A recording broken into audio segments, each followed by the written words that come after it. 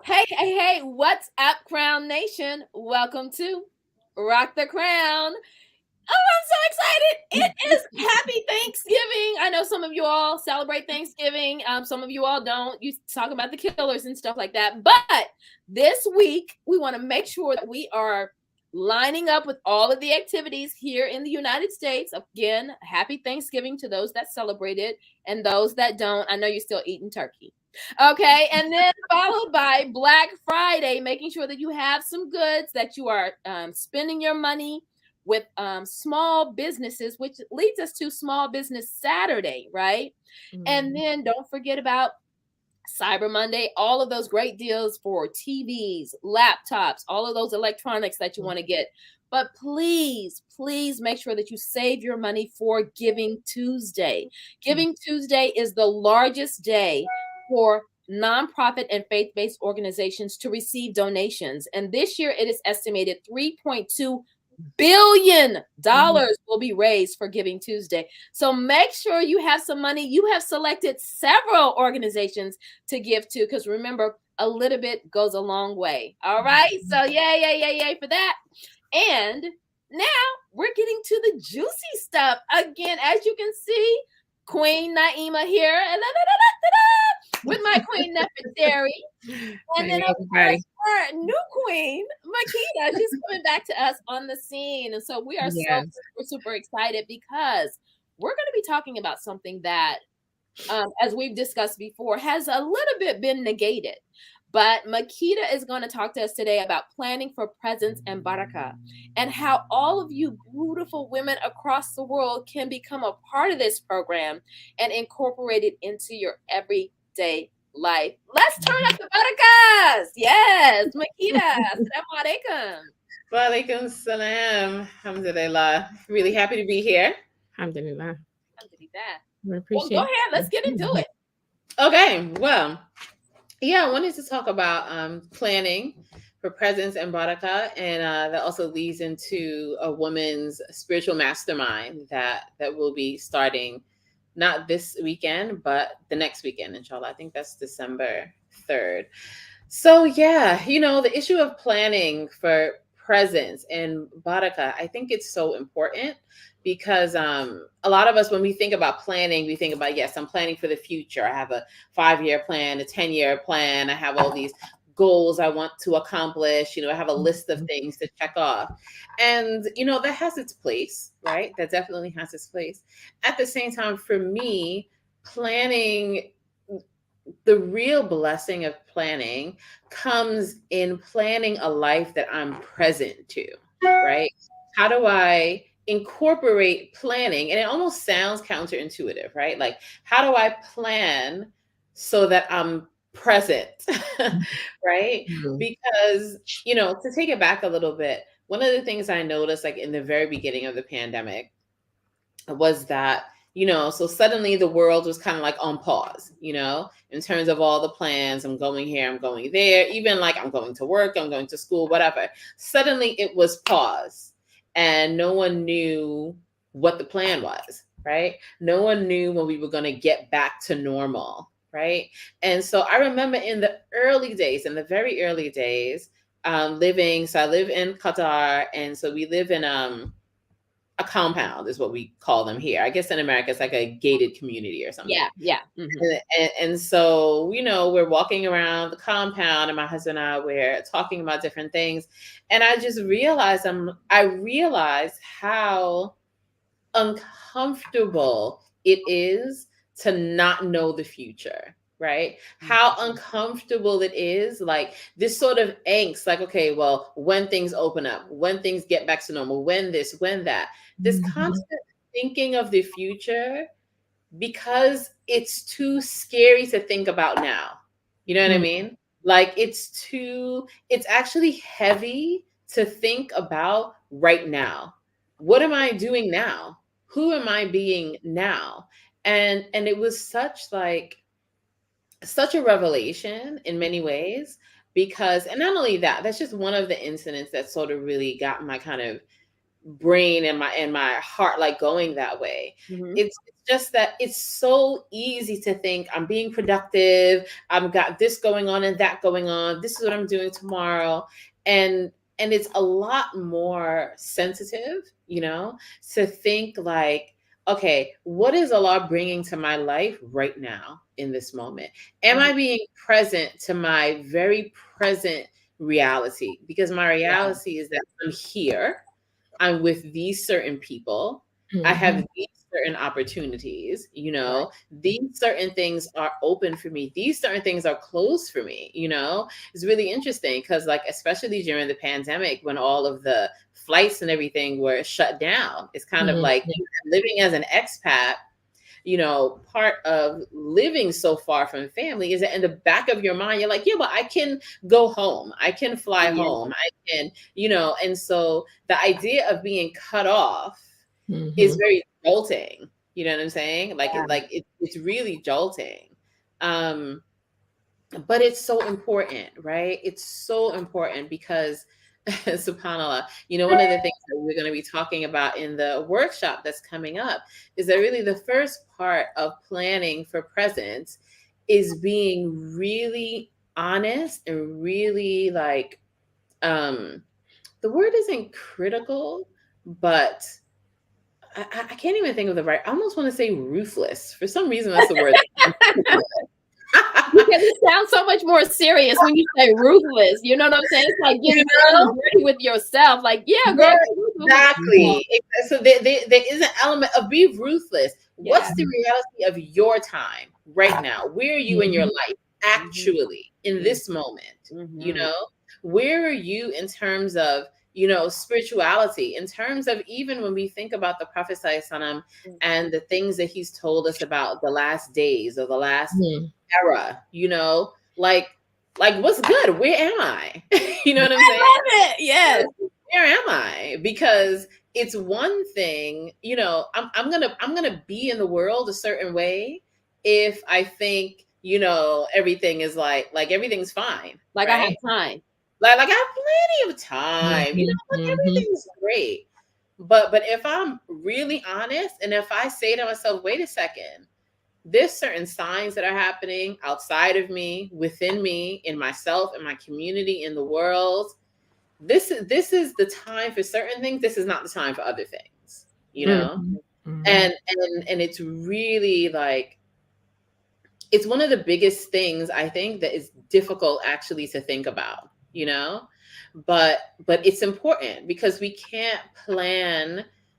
And when I say plan, I mean plan in terms of like live, right? Like we can't live really a life with the level of authenticity that we want if we are not aware of the time that we're in, you know? Mhm. Mhm. And so really kind of like peeling back the layers, really being still, and for sure it's one of the things we saw or we should have seen in COVID is that what this sort of disruption, what disruptions and like illusions do, so the illusion that I could just get on a plane and go see my family whenever I want, Mhm. the Yeah. illusion that I could just go to the store and buy whatever I want, Mhm. like these are illusions. At the same time, they're mercies. They are mercies because Allah is merciful. He Mhm. places us in a world where things are generally running according to like basic math, right? Like things generally operate in a certain way. And so it's a beautiful mercy because we can then move through the world with like a level of predictability. As you speak, it kind of makes me reflect on that when we talk about the presence, we have the past, the present, and then the future, right? And we Mhm. know the hadith speaks on us living our life as if we will live forever, yet and Mhm. still living our life as if we will die tomorrow. Yeah. And if we Right. think about living forever, it's kind of like what you said, like you don't think as much about the right now. And then if you think about, oh, this is my last day, there's so many things that come to your mind about what you need to do and how you need to line things up. And Yeah. then as far as the past, like, of course, we have to reach back to grab some of that past, but then we're also told to, not reflect on so many things that may not be so good, where it's affecting your present thing Mhm. right now. Mhm. And so one of the words that kind of came to my mind was contentment. Mhm. Being content with where you are in your space that you're in now. And as I listened to you, I was like, wow, like I need to, that was something a card my father gave me years ago. So I always think about that. But thinking about when you talk about goal setting, I know that with my mind, I'm constantly on where I want to go, where I want to be, what I need to do, how I need to, and I need to maybe think more about the right now. And it's like, okay. Mhm. Then I think of the quote, like, I'm not where I used to be, but I'm not, I'm not where I want to be, but I'm not where I used to be. Like, I'm still Right. being worked on, so to speak. So this Mhm. is good. This is good stuff. So I guess my question to you would be, how what advice would you give to someone to work on reflecting on the presence? Like how, I know you talked about how that's a good thing to do and it's the best practice, but how would you tell someone to begin to work on that process? Yeah, I think that's a great question. Um, I think working on presence, the first thing I would say is slow down. you Yeah. know, Definitely get that. slow down. And it's funny because it's like slow down.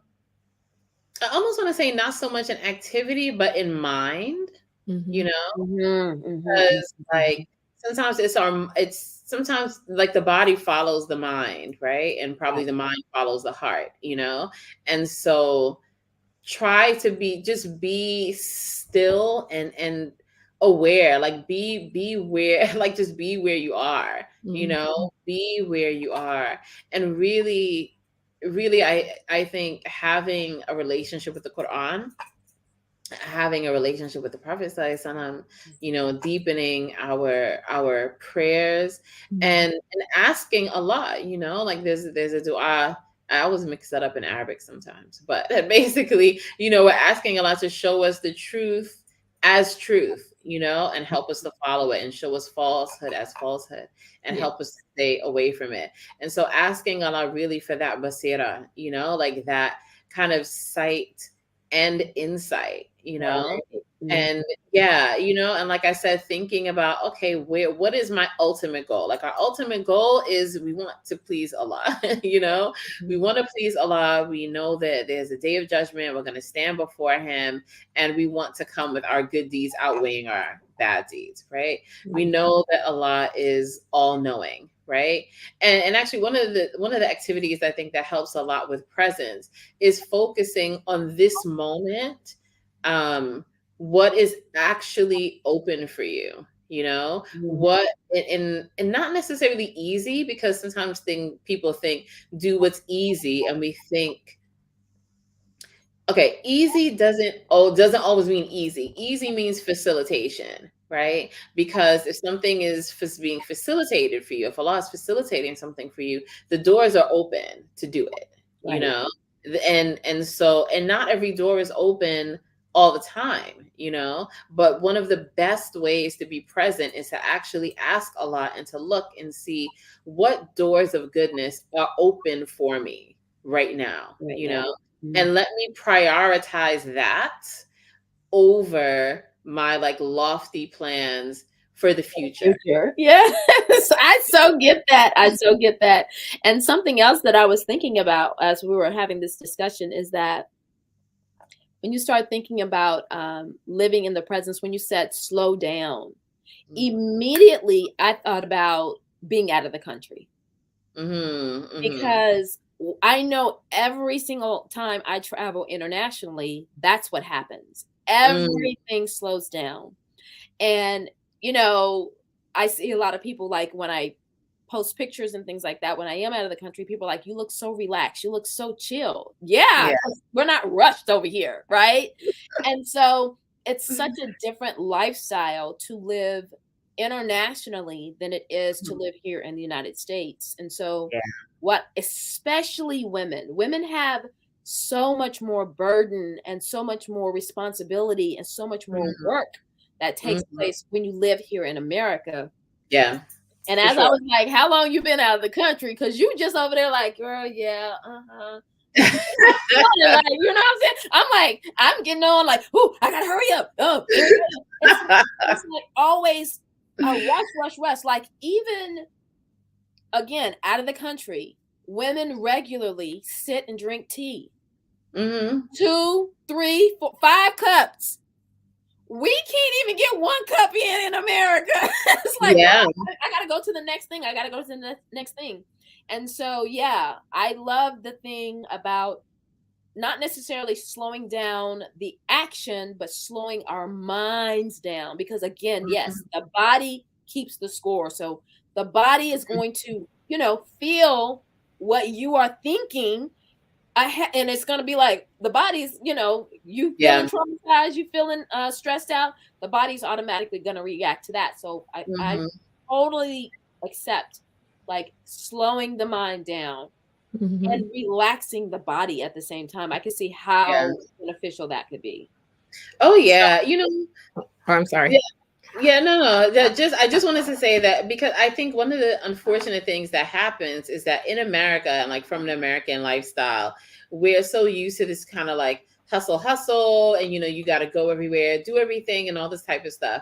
But what we don't realize is that there is a type of presence, being, intuition, insight that requires you to slow down. Mhm, That mhm. requires you to slow down, that requires you to give space and time for perception, Mm. Mhm. for connection, right? For realizing again, when we assess what time am I really in, you Right. can't rush that. You can't rush that because sometimes it's a feeling thing. Mhm. Sometimes it's a feeling thing, saying, you know what, the energy in my family right now is really calling for me to be a certain way with them. The Mhm. energy in my marriage right now is calling me to show up a certain way, Mhm.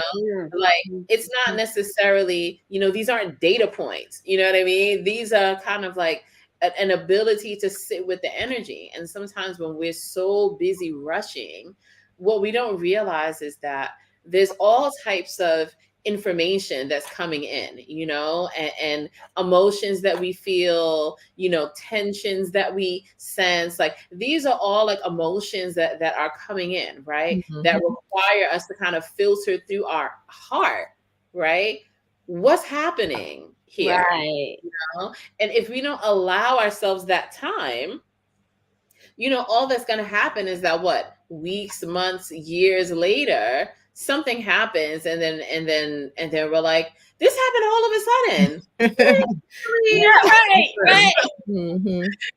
Did it really happen all of a sudden, or did you not give yourself a chance to be present with what's happening in your life Mhm. at this moment, and Mhm. respond to it? And it's interesting because like even when we think about good things, right? Like you think about the prayer, and as Muslims, okay, we say we have to pray 5 prayers a day. Okay, that's true.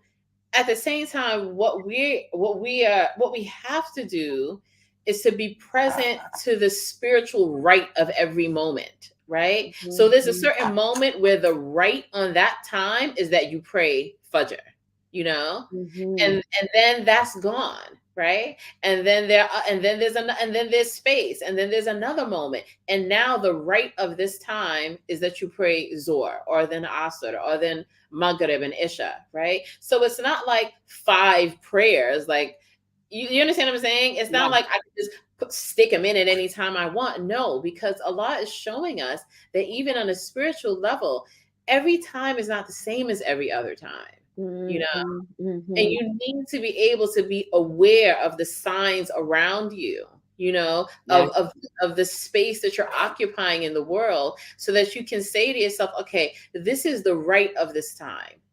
This is how I need to show up at this time. Mhm. This Mhm. is how I can beautify this time.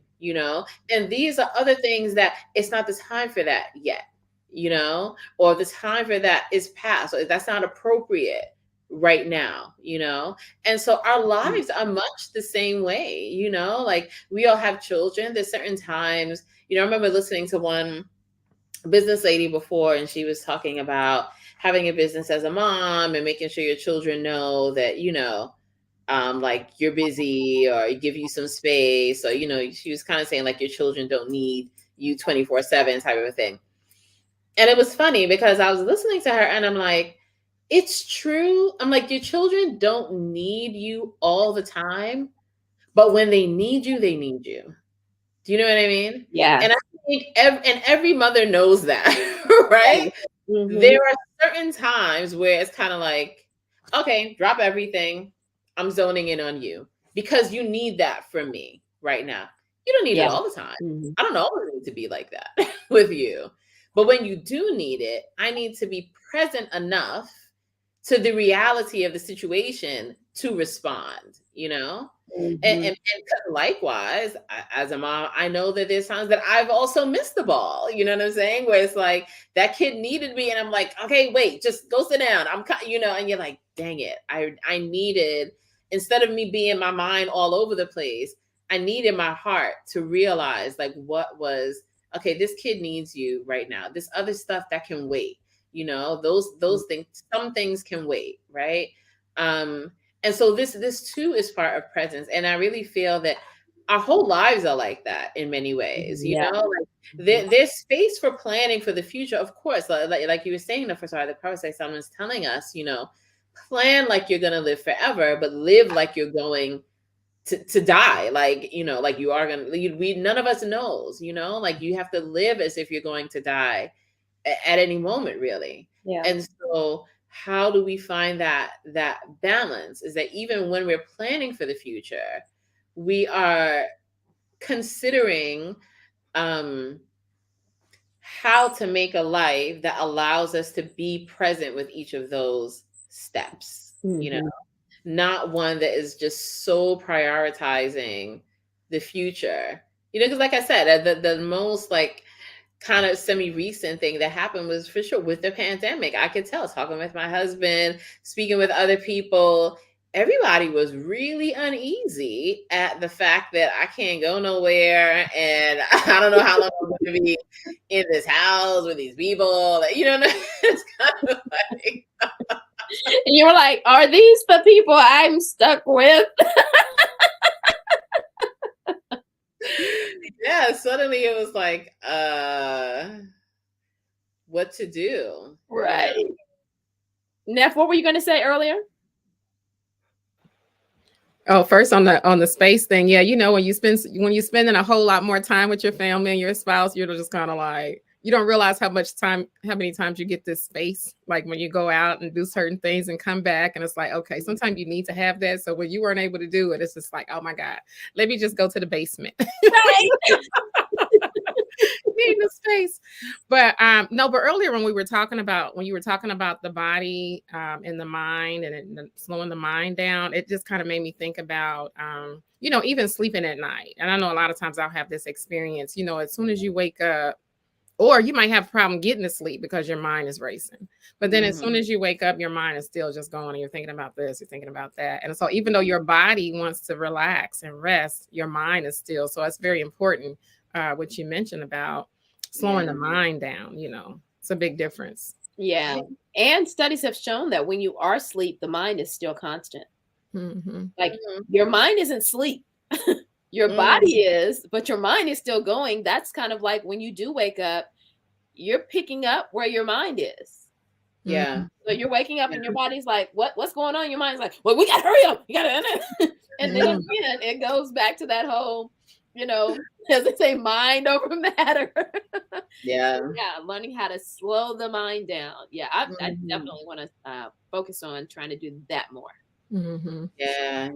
It's not easy, but I think it's really important, and it makes me think, or to lead, and also to this spiritual mastermind program that I'm starting, the Hema Circle, December 3rd, because for me, for women, as a woman, as a mother, a wife, we all occupy all of these different roles.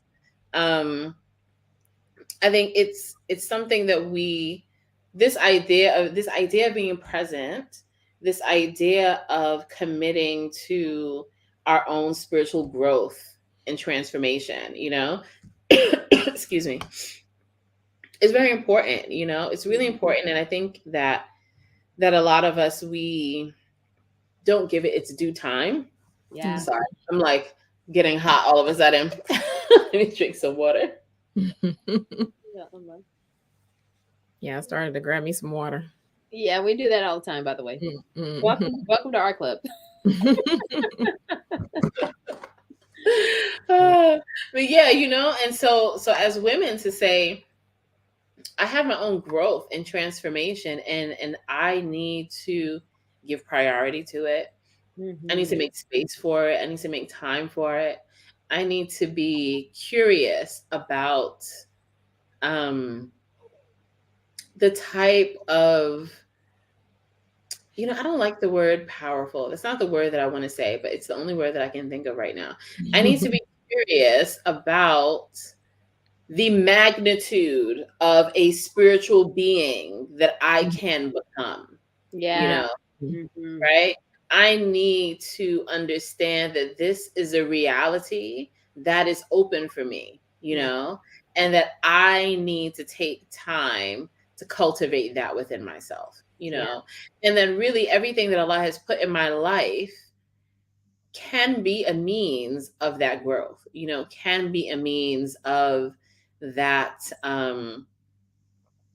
of that transformation, and as Muslim women, we have a long history of women in Islam who were looked at as scholars, as healers, as teachers, as people who it was known, like, you want to, like, go ask this woman to pray for you, go sit with this woman, go learn from this woman. And I think, for me, I feel like the time for women in particular, and men too, but I'm a woman, so I'm speaking as a woman. The time for women in particular to take up that mantle as people who are powerfully connected to God on the spiritual realm, I feel like you can't wait. I feel like you can't wait. I feel like there's so much riding on the spiritual insight and connection of women. Yeah. There's so much riding on it. Ourselves, our children, our families, even our husbands, there's so much transformation that can happen from a woman who is powerfully connected to God, and who knows the strength and the sort of transformative reality of being connected to God, and for so many women, we can be distracted by so many things, right? Not only bad things. It's easy to think like, oh, well, I'm not out here, being crazy. Like, it's not about that, but there's more, there's more. And I think for some of us, it's easy to think like, I'm a good person, and so, like, I'm done, like, let me just, I can go focus on other things. And sure, we can focus on other things. At the same time, we can be, there's so many stories. Again, I mean, you think about Maryam alayhi salam, the mother of Jesus. You think about Hannah, Miriam's mother, you think about Hajar, the mother of Ismail. These are women, again, who the power of their relationship with God transformed their families, transformed humanity even, and I really think that as women, we, for me, when I look at different things happening culturally, socially, politically, I'm like, all right, like I said, what time is it? Right. Time for us to, get on the prayer mat, time for us to like strengthen those ties with God, time for us to, powerfully pray for people, like time for us to lean into faith in a really strong and dedicated way. Yeah. You know, we need it. Like our communities need it. Our children need it. Our husbands need it. Like, Mhm. and maybe people, maybe they'll recognize it, maybe they won't. Maybe they'll say, oh, but it's because of this woman. Maybe they won't. It doesn't matter, At Right, the right. end of the day, like God knows, right? Like Allah knows. And the power of prayer and the power of a spiritual connection to God comes from God Himself. It doesn't need to be recognized by anyone else. Right, um right, right. yeah, and so I feel really I feel really strongly about women coming together to support each other on these on a spirit on a journey of spiritual excellence, because Yeah. I think it's so needed. So Yeah, and I think that some people may think of this conversation as a bit abstract, mhm. because we haven't focused, and sometimes it's like, what are they talking about, right? But we haven't really focused on developing first, as you were saying, spiritually. Yeah. And what happens is that when you do develop spiritually first, not what am I going to be when I grow up, not all Mhm. this other thing. When you first develop, if we can begin as women to learn how to develop spiritually, then our life is the manifestation. Yes, Then absolutely. everything in our life grows. It's so amazing that we're having this conversation right now, because I woke up this morning and I'm going through my phone because I'm trying to see, like, are we getting on, what's going on? And then I was like, well, something came up on Instagram, so I went to Instagram, and this lady was saying, if you know who you are, then you don't have to ask questions. And this is paraphrasing it, right? She was like, if you know who you are, then you can live it without any denying of the truth. And when you can live who you are, as you are, everything that you do is a prayer. Every Mm, action love that that. you do in your daily life is a prayer. And she even went to the point of saying, even when you are making love with your spouse, it is a Mhm. prayer. And I was Mhm. like, that's powerful, right? And this is exactly Yeah. what we're talking about. Like, Mhm. knowing yourself so well, because you are connected to the higher creator, that Mhm. everything that you do is a manifestation of that. That's so Mhm. beautiful, because again, we talked about this last time, right? How women um how women are, you know, we forget that everything that we do is worship, right? Mhm.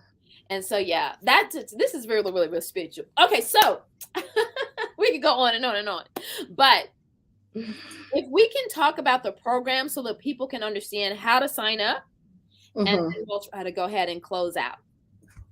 Okay, yeah, great. So there's a workshop happening on Sunday, November 27th. So they can sign up for that at bit.ly/ what is it called? Plan for Presence. Okay. Yeah, bit.ly/plan for presence. Mhm. And then for the Hema Circle, if anyone is interested, they can also get more information at same bit.ly/ Hema Circle, HIMM circle. And they can also just visit thepathtopresence.com. They can Okay. email me, Makeda, Makeda, at thepathtopresence.com. And I'm happy to share information. Anyone that's interested, just reach out, inshallah. Okay, and what will be the result of the mastermind class? Just so that Mhm. people can understand, you're becoming a part of this class because of what? Great question. So the result, I can say the process, right? The Mhm. result is with Allah. The process, what you will do is be in a community of women that help to shine a light on all those corners inside that says, I can do better there. You can do better there. You can be better there. right? Mhm. And with a community of women who are rooting for you, who are doing the same thing. We apply Quranic from principles from the Quran, from the Sunnah, from Islamic history, to really say, okay, I'm going to walk, run, skip, like I'm on this path to excellence. I want to see the person that Allah is unfolding me to be. Mhm. And really, that's the greatest gift, you know, Yeah. because you don't know the gem that you are. Yes. And I know one thing that you said in this mastermind coursework is it requires that individual to do the work. That Okay. individual has to do the work. Yes. Work. Yes. So, sisters, if you want to do the work, then sign up for the mastermind class. Yes. But if Please. you I'm want to happy stay to in your have it. own little, stay how you are right now, that may not be the class for you. Yeah, Because sometimes absolutely. people say, you know how people always like, oh, I want to do this. I really want to change. Oh, I really want to transform my life, but they don't want to do the work. And Yeah. No, transformation that's a comes great with point. work. Transformation comes with work. It comes with Yeah. your own commitment. And this is why sometimes I'm a little reluctant to say, oh, well, what are you going to get? Listen, the reality is that you're going to put in the work, Mm-hmm. and you're going to get The result. exponentially the result coming from the work that you put in. Mhm. This is not like an accountability group in the sense that, like, you are accountable for yourself. These are a group of grown women who are already, doing the work, and they're like, I want to be with other women that understand when I say that, like, I'm trying to grow, I'm trying to flourish, I'm trying to, like, clean this heart of mine, Yeah. and that's this is like, yes, you can. I see you. You can do better. And you see me, and you're telling me how I can do better. And so Mhm. there's support, and there's love, and there's a sort of magnetic energy there. It's not accountability in the sense that, like, no one's gonna pull you up. This is not, we're grown women, like, we got our own things to do. But what we can do is energetically pull each other because of the movement that we're all doing, because of the honesty, and because of the framework that we're taking a divine framework, to say, this is the goal, this is Allah's promise, and, like, we're going for it. Alhamdulillah. So is there a fee for the course, and how many classes is it? How long? So, yeah, so the mastermind is for a year. It's $2,400 for the year commitment. We meet twice a month, once a month, to go over um, sort of a theme for the month. And then in the middle of the month, to have a coaching call and kind of check in with everyone to see what are the roadblocks that we're coming up against. How can we kind of shift our sort of spiritual orientation? How can we shift our mindset? How can we, what do we, because a lot of times it's just one little thing, thinking Mhm. about an ayat a different way, relating to, a hadith or something in a different way, that shifts the energy completely, that allows you to, Allah opens for you a new path, right? Mhm. So we have a Telegram group, and so we'll be in, communication and supporting one another throughout the month. But the calls are, like I said, once a month call where we kind of discuss a new theme, and then another call in the middle of the month. And also, just Jennifer, this year, the overarching theme, is based in a hadith where the Prophet said to one of his companions, peace be upon him, he said, Allah loves the servant that is taqi, ghani, and khafi. And it means pious, free of wants, and inconspicuous. And so we're really, this year's theme is like, how do we lean into that, right? Like, how do we lean into taqwa? How do we lean into being free of wants, which is financially free of wants, but it's also free of looking at anyone else as your means for anything, right? Mhm. How Mhm. do we, like, get free? Like, listen, Allah's placed my provision with certain people, certain places, a certain job, whatever. However, Allah is the source. Like, I'm not giving up source because I'm afraid of, the apparent means, right? Mm-hmm. And then also khafi, like inconspicuousness, meaning how do we step into the power of doing fi sabilillah without a need to be seen as the leader, Yeah. right? So Yeah. if Allah puts you in front as leader, fine, but there's not a desire to like be the leader just to be seen, you Same. know. Yes. Yes. Yes. That's beautiful. Alhamdulillah. I'm super excited. And if I can break that price down for people, because Yes. So, sometimes people need price broken down. If you think that you are investing basically $200 a month in yourself, $50 a week. Okay, sisters, mhm. some of y'all spend $50 a week on nails and hair. And so if you want to elevate yourself, think about, okay, I want to elevate this and spend $50 a week. And this is, of course, in a 4-week month of transforming myself to the spiritual. As what did you say? What is the word you use? Start with an M. I don't Something with remember. the M. You didn't want to use powerful. You used another word. But that, if you want to do that, we're all like, we don't know the word anymore. But Allah knows the word. So Yes. this Yeah. Like it's on the tip of my tongue. right. It's Yeah. I know, me too. I was like, reasonable price to elevate your status and to be with other women who are looking to elevate spiritually. And again, have your life manifesting, be a manifestation of your spiritual growth and development, inshallah. So, again, the path to presence, all the information on the website, bit.ly slash HIMM, right? yep. Circle.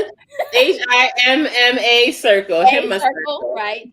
And then again, if you want to go to the Path to the Presence to get the mastermind class, this is what you need to do. And remembering, sisters, this is something to pay for in December. 1st of December, so that you'll get ready for 2023. You'll already be a month ahead, right? You'll already be a month ahead, and you're going to be looking. By the time March comes around, you're going to be shine bright like a diamond, right? Inshallah. Inshallah. But again, thank you so much, Makeda, again for joining Thank us on you. Rock the My Crown. We love pleasure. these Thank super you. high level conversations. We're asking everyone Yes. again to share this with your friends and family. Again, like us on Facebook, subscribe to us on YouTube, and follow us on Instagram. And until next time, we have our book club book coming up. So we want to make sure that, again, you all are checking out our social media to check out our book. I think that we're going to be doing A Taste of Honey. Yeah, we're changing. That's the one. Yeah, we're changing. So we're doing A Taste of Honey. That is a book about Islamic sexual etymology. So if you don't know anything about that book, definitely go out and get it, because again, we'll be discussing that.